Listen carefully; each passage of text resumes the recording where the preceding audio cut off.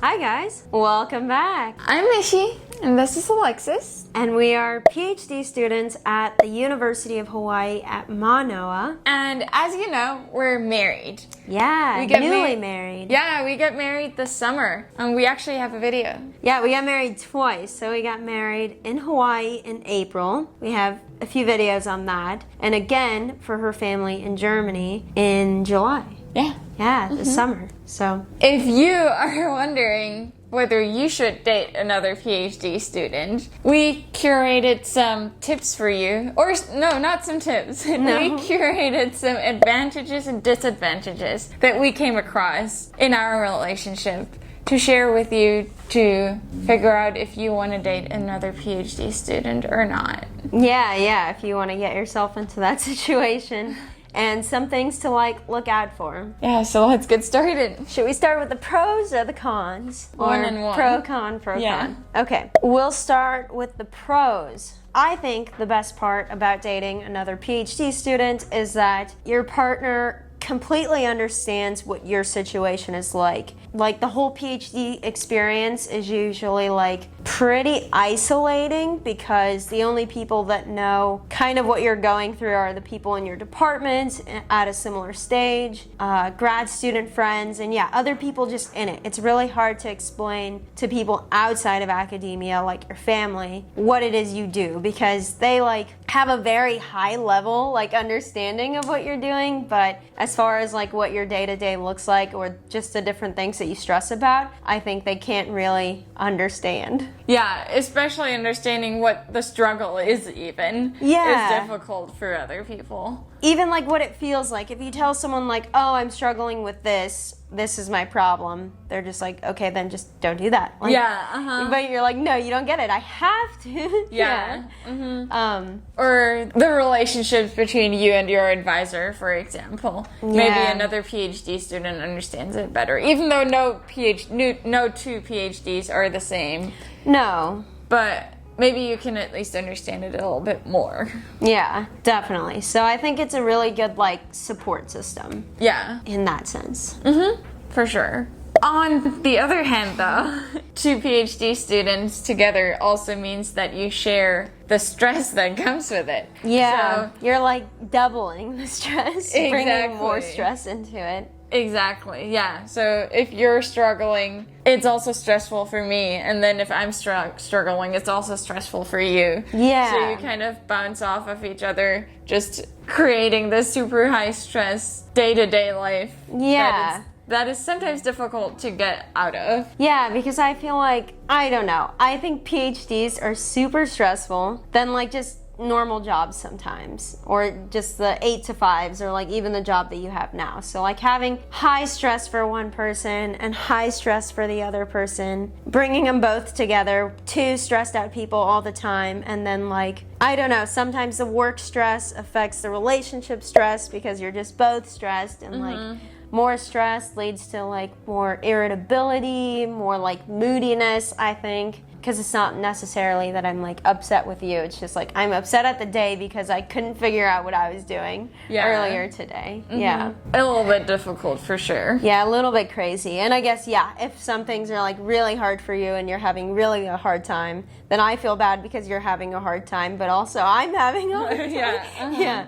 So it could be just endless stress. Yeah. What's another pro? Another pro, so given all of this stress and stuff, sometimes it's really nice to have a partner that not only understands your situation, but can be really helpful in the situation. So let's say I'm struggling with, I don't know, just planning my days or breaking down the super large projects. Sometimes you can help me just step back and I don't know, help me not feel so overwhelmed and just break it down. This is how you can do it. Or because I know what it's like to have a project this size. Yeah, exactly. You've done it before. You can help with reading my work, giving feedback, helping with writing. Yeah, I know I've asked you for some help with R scripts before. Yeah. When someone is maybe more advanced than the other, has taken more R classes than the other, you can help each other. Or if you're taking the same classes even. Yeah. You can help each other with scripting, coding. I mean, even little things too. Like, you're a little bit of ahead, so you graduated and like went through that whole paperwork process. So when I get to it, I can like, you know, just ask you like, oh, how did you do it? What do I need to know about? Right. And like the whole job application thing, you kind of just learn from each other and can help each other. Yeah. Yeah. And then help each other apply for grants, all of that stuff. Mm-hmm. Yeah, and I think especially for like, we just did a video on like conferences, but especially for presentations and stuff, I feel like it's perfect to practice in front of another PhD student because they kind of understand how a presentation should look, and maybe you're like assuming things or fail to mention something really important, or something is just not working, or you're not presenting the point well enough. They can help you with that. Yeah, and even sharing experiences. Yeah. Like before you went to your first conference, I could tell you what my conference was like. Yeah, exactly. And we're not even in the same field. We're like in opposite fields. Yeah. Could not be more unrelated. Exactly. But I think it doesn't really matter because the framework is still there, and similar thought processes and stuff. Yeah, of a PhD in general. Yeah. So that's a huge pro. Yeah.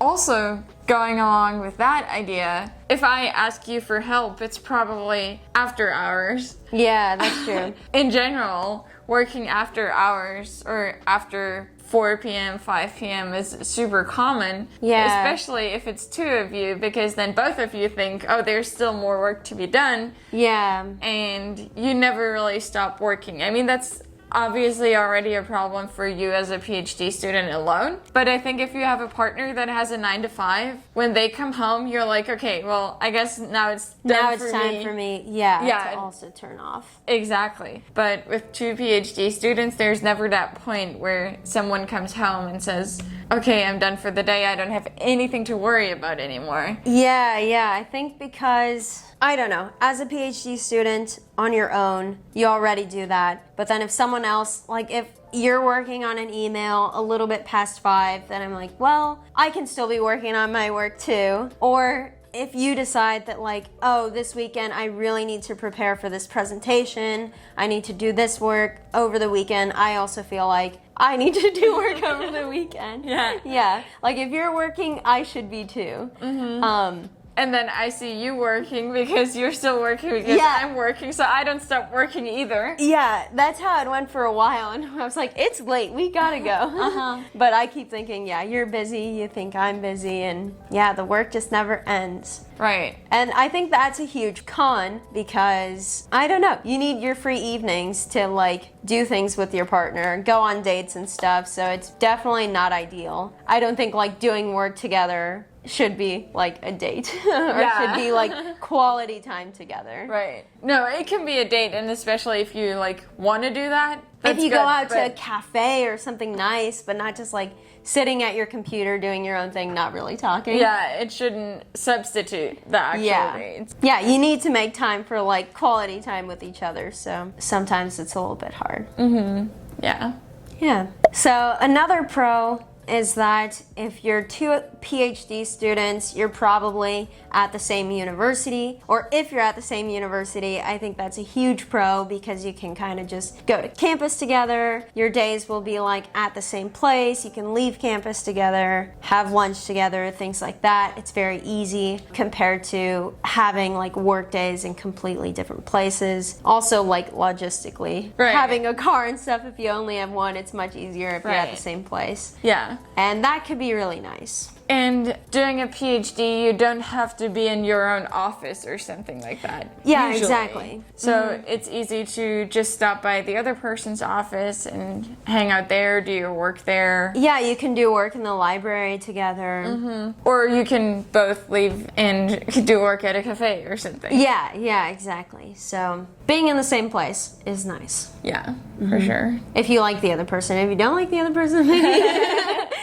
maybe it's better not. Yeah, and we were thinking, this is all great, but if we were in the same department, maybe it would look a lot different. So now we like being in the same university, but if we were in the same department and things weren't going as well, No, I don't think I can ever date someone in the same department because there's just always that stress of like, what if it ends? Like, how awkward is that going to be to have to always see this person? And I also just don't like the stress of feeling of like everyone in the department knowing that these two people are dating.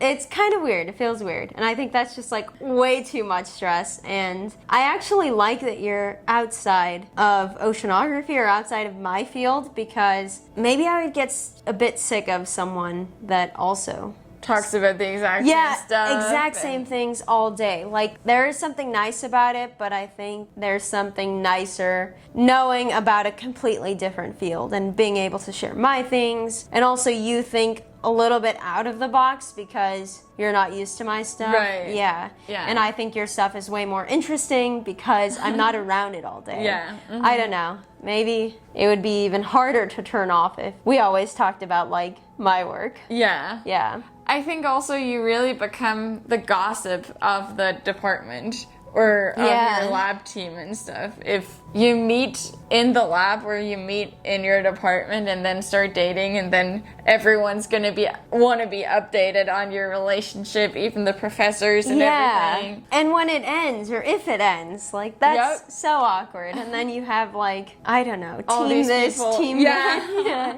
Something to consider. If you're in that situation though, I'm sorry.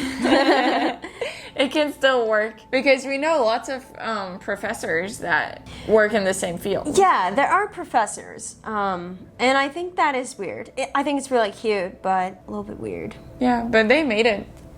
They never had to go through a breakup. They made it. I thought you said they made it. I was like, yeah. Oh my gosh. They made it. Yeah, they made it through grad school without breaking up. Yeah, or they met later, but either way, kind of cute. Yeah. They met at a conference. Okay, so pro, I think, is that as a PhD student, you have a pretty flexible schedule, or you set your own schedule so it can be like as flexible as you want it to be. If you're lab-based, maybe for a while it's a little bit more structured to someone that just works more remotely. But either way, in the grand scheme of things, it's like pretty flexible. So this is really nice if you have a partner whose schedule is also flexible like yours, because you can take vacations together, take time off in a similar way or at the same time. If the person's working an 8 to 5 where they need to be in the office like every single day, then that makes it difficult to take like weekend trips or something because they always have to be back on Friday and Monday. Yeah. And as a grad student, you can kind of do whatever a bit more. Right. And take those Fridays and those Mondays off, work remotely. So I think that's a huge advantage. For sure. Yeah. Also, you'll have to travel for conferences usually. Yeah. But if your partner is also a PhD student, they can come with you. Yeah. Usually, or often, come with you to the conference. Yeah, if you can afford it, then definitely go together. If your like schedules line up, right, you can plan to do it together. But I think that's a little bit more difficult if your partner is not in academia and maybe doesn't have a job that's as flexible. Right. I think that's another thing. Your timelines of your PhD might be different. Yeah. So even though you can do all of that traveling together while you're both doing a PhD, one of you might finish early and then might have to start a job. Yeah. And, well, for us, we were actually pretty lucky because I got a job that's in the same city. Yeah, but that was planned. And, like, you had to make the decision, like, oh, do I go off into academia and get a job outside of Hawaii, or do I find a local teaching job? Like, that was a decision you had to make, too. Right. And, yeah, if I had wanted to become a professor, do a postdoc, something like that, I couldn't have stayed here. It would have been difficult. Yeah. So if you're in different timelines, you have to deal with this decision. Are you going to go off? Are you going to do, what is it called? Long distance. Long distance for, however long you need to finish up the second PhD. Or are you going to both move to one place? I mean, that's not uncommon Yeah. if you move with your partner, usually during your last few years. You can work remotely a little bit more. So yeah, if you wanted to get a job somewhere else, I at some point could have joined you too. Right. Yeah. Right. But since you also still had to figure out some lab work, it just worked out a lot better with me staying here. But yeah, that's compromises that you'll have to make. Yeah, and I think it'll come up multiple times too. It'll come up if you decide to get a postdoc or if you decide to become a professor somewhere. Right. Like, I think in academia, until you're a tenure track professor, you probably bounce around a little bit more. Exactly. And then you have to get a spot at the same university or in at the least same place. same city, or same place nearby. Yeah. And I think that can be super challenging if you both want to stay in academia. If the other person wants to go into like an industry job or teaching, then maybe there's a little bit more. But even then, I feel like switching around in industry jobs every year is also not that easy. Yeah, and I feel like the timing and stuff doesn't always line up with like when people are taking things, so I think it is a little bit more challenging to do. There are sometimes partner hires where if one person gets accepted at a university, they can like interview the other person in a different department or maybe even similar department and see if they also want to hire the spouse. But I think you're not always like guaranteed that they're going to be hired. Definitely not guaranteed, and they might even create a position for you, but it might not be the position that you want. Yeah. So I do second language studies. I can imagine that if I wanted to work at the university you get hired at, they might just create an English teacher position at that school for me. Yeah. Like or it's linguistics or something, not exactly. It's not going to be a great professor position unless they already have an opening there. Yeah, but the odds of going to a place where they have a super good program for both of us is maybe tough. Right. And you might end up with just a lecturer position and yeah. So lots of planning and compromise, I think. Right. Yeah. Okay, so we have one last con. Unfortunately, we can think of more cons than pros, but we'll share the last one. But the pros are bigger than the cons. The pros are greater. So we'll let you decide. Yeah. The last thing that is not ideal when you're dating a PhD student, especially when you're in later stages and maybe live together, none of you will have a great income during your PhD. You'll both be poor. You'll both be poor. Yeah. But yeah, as a grad student, as you know, your PhD salary isn't too much. Definitely not enough as if you were working a normal job. Not as much as. Yeah, not as much as. And I think you stress about money a lot more as PhD students compared to people your age that are not PhD students. Right. Like, if you're a PhD student, you're probably not in it for the money. It's not because it pays the bills and everything. But I think this is super important to consider for two PhD students, especially if you have any kids. And if you have like a family to support, I think two PhD students at the same time could be pretty rough. Right. Yeah. But even if you don't have a family, I think it's nice having, if you had a partner that has a normal job already. I mean, obviously they're not gonna like pay everything for you, but they can help out with like dates and dinners and maybe pay a little bit more of the rent or something. Yeah, maybe you feel like you have a little bit more money to put towards like dates, trips, and I think just like not having that financial stress burden that you carry as a PhD student. Right. Yeah, it frees you up a little bit more, less things to stress about, and you have enough stress as a PhD student. Right. So you don't also want like financial stress from both of you. Yeah. So especially if you have student loans and stuff. Right. So it might happen that as a couple, you still have roommates. Or you live in a tiny place. We have our own place that we rent, but it's tiny. And we also know of couples that live in student housing together. Yeah, not uncommon. Or just, couples that live with roommates. Mm-hmm. But yeah, there's still many good things about dating a PhD student. Yeah, many good things. But those are the pros and cons that we could come up with, and Something for you to consider. Something for you to think about if you're thinking about getting yourself in that situation. Yeah, maybe it's helpful to know before. Yeah. Let us know your experiences if you are already or did already date a PhD student. Maybe What was you that can, like? Yeah, can tell us in the comments and tell all the other people that are watching this video Yeah. in the comments. Like this video. Yeah. Where's the like button?